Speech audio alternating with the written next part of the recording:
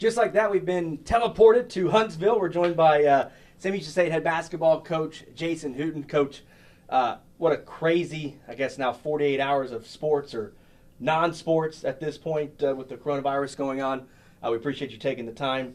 I guess the first thing we want to talk about is just your reaction and kind of how you've tried to put all this in perspective with the NCAA, canceling March Madness. And obviously I know you were at the Southland Conference Tournament, didn't even get to take the floor. So just your first thoughts and reactions on all this. It's been a whirlwind. I thought this morning when I woke up that it may be a little bit more of a reality, but it hasn't. It really hasn't. And I think that the best way to describe it is I think when you've coached as long as I have, or I guess I'm getting up there now in age, but you just try to prepare yourself for whatever happens in life. And I knew going down there to that tournament that that was going to be a possibility. And I've said before, but it's just more than just basketball. There's more than just that tournament. This is a big thing across the country and the world, so to speak. And there's more to it than just playing a game.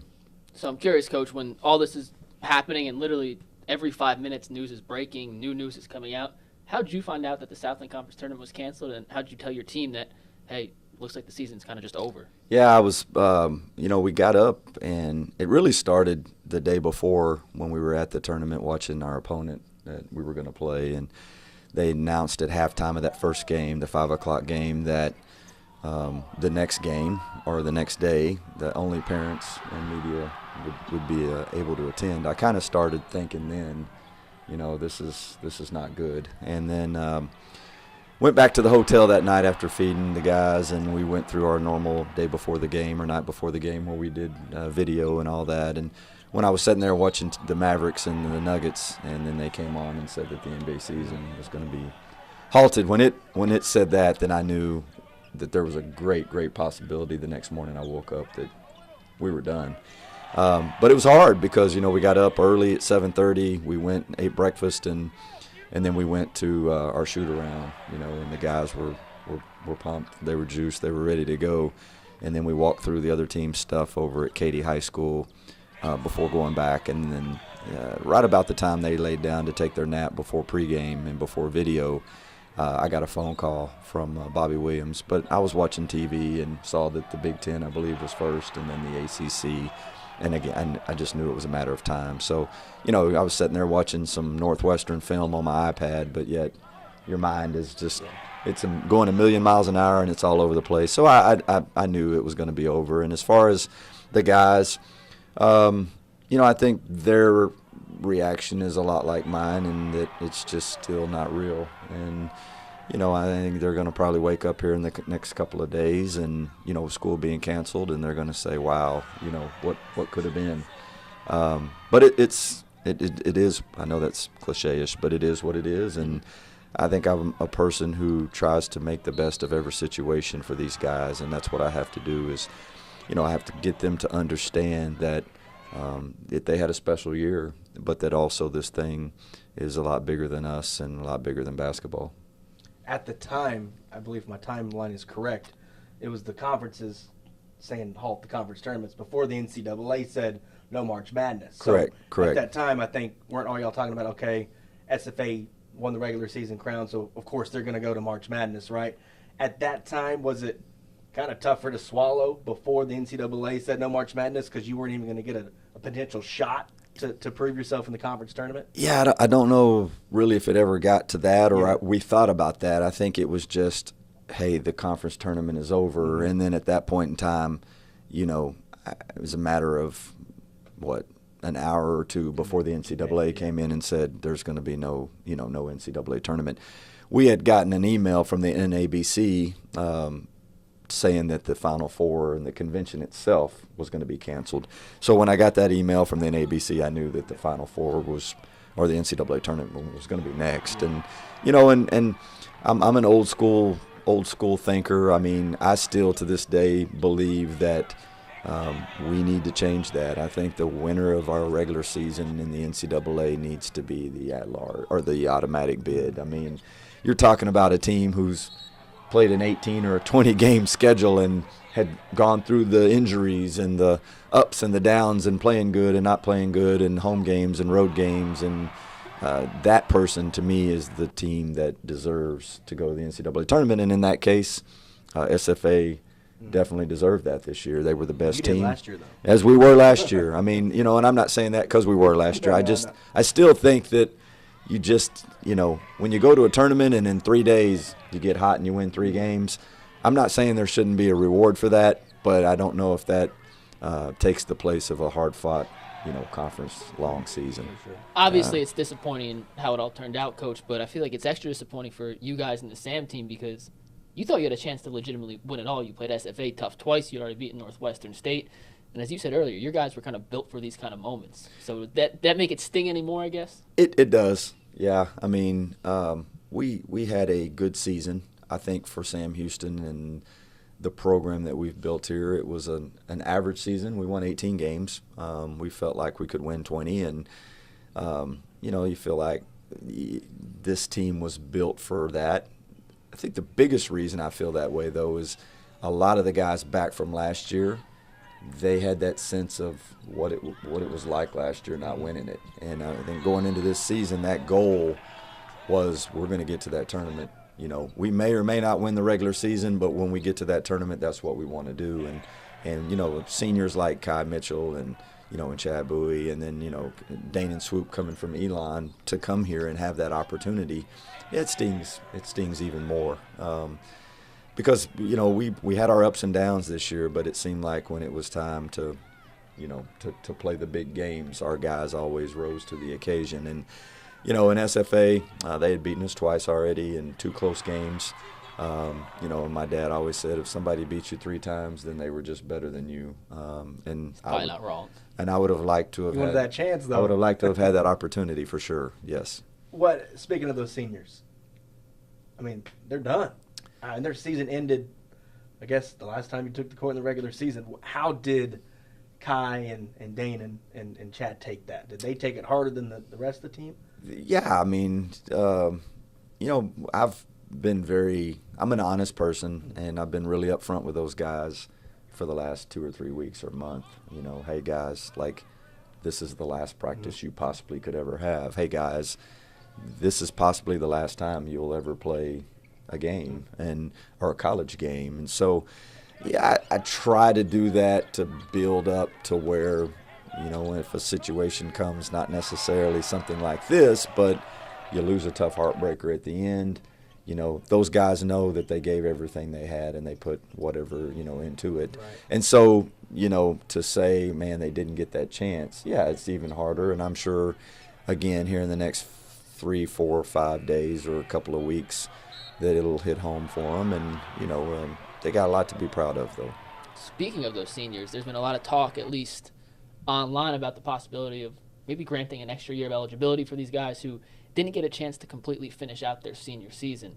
I know it kind of falls more in the baseball, softball, spring sports aspect of things because you guys did play your whole regular season, but would you be in favor of giving guys an extra year of eligibility who weren't able to complete their season? Yeah, I've seen a lot of that on Twitter, and I think that the NCAA they'll have some bridges to cross here in the next couple of months with a lot of this stuff. But I think that it would be a really cool situation. You look at a team like ours, for example, or maybe even in East Tennessee, who their coach is a good friend of mine, and they had a great season, won 30 games. I love Coach Forrest, by the way. Yeah, That's my guy. Yeah, he's a good friend of mine. I've known him forever and recruited one of his players back in 1993 when he was at a junior college in Kansas. But he had 5 seniors on a great team. 30-4. And to tell those guys Still that, hey, you got a chance to go to NCAA and win a game, those are tough situations there, for those kind of seniors. And, and even to look at, Stephen F. Austin and the seniors they had and the type of year they had, 28-3. I mean, to do 28-3 on this level is, I don't want to say impossible because they did it, but, you're looking in there going, well, they probably would have went 27-4 because you wouldn't have figured they'd beat Duke. But to do what they did, and then again, like you said, to have those seniors not be able to, play the rest of their season in the postseason, it's difficult. And I do think that it would be a neat situation if those seniors could have, I know it's tough playing 31 games already and saying, all right, you get a whole nother year. But I've also seen some people make good points about maybe it would help the pros and help, get those guys even better another year before they turn loose, or the G League or whatever league is out there.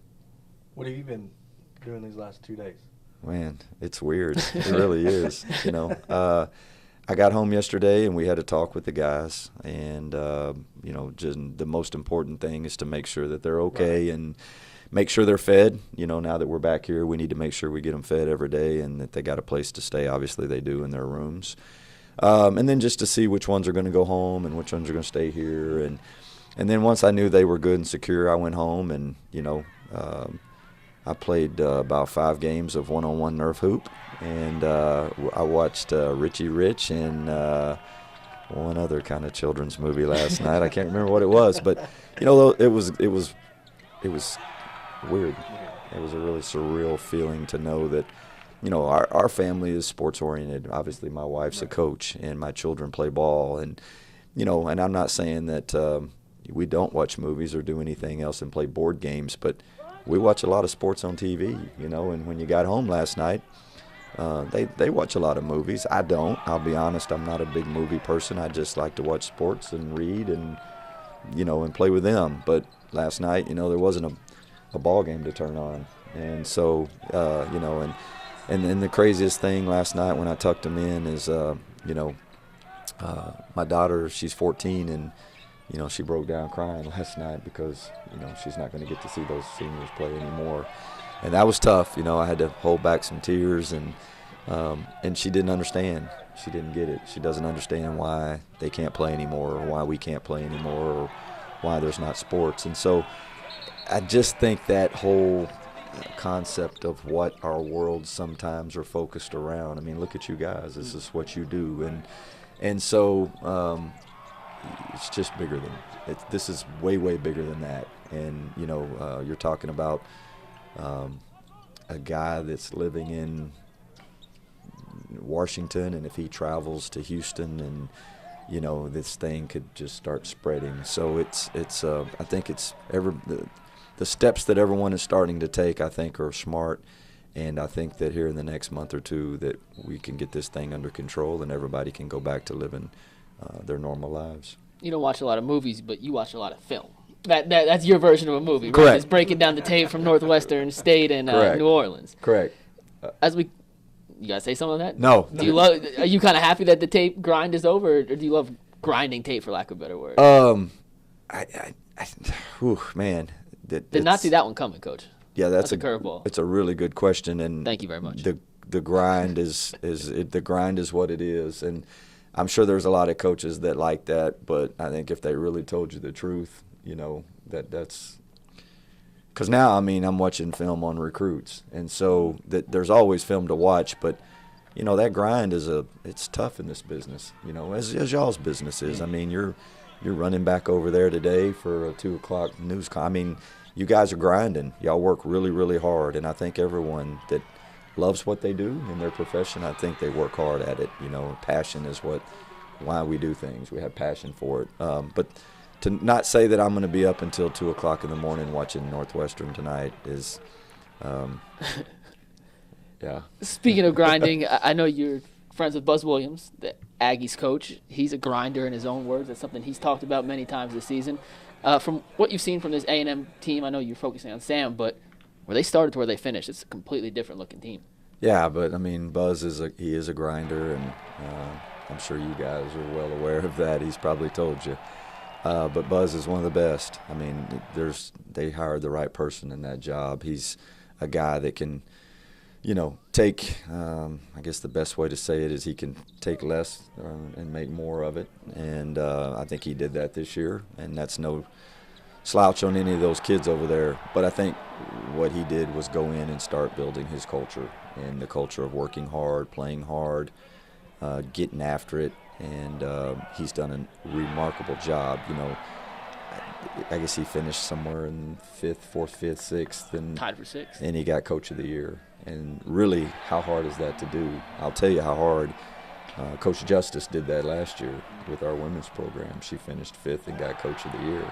and she took over a program that, you know, needed to be uplifted. And I think she's done a remarkable job with our women's program, as he has there at A&M. And I told people when they started off slow, it was like, hey, don't worry, be patient, because he is going to get that thing going, and he's probably way ahead of where he thought he would be.